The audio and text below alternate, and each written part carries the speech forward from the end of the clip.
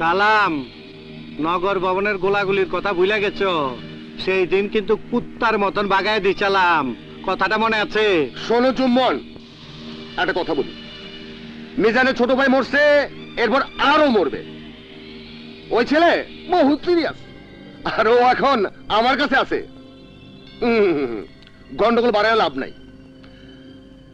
তাতে আমি 5 লাখ টাকা দিই, গন্ডগোল মিটমাট কইরা মামলা উঠে নাও। ঠিক আছে, টাকা রেডি কইরা খবর দিও। ঠিক আছে, খবর দেব। টাকার আলাপ করলেন, কিসের টাকা?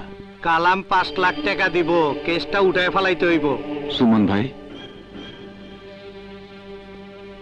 5 লাখ টাকা আমার ভাইডারে বেশি বলব? আরে বেশি বুঝিস না, আমি যা ডিসিশন নিচ্ছি তাই। মানে টাকা নেওয়ার সময় আমি থাকুম না, তুই ওই পোলারে তুই খাইয়া ফেলাবি। আচ্ছা।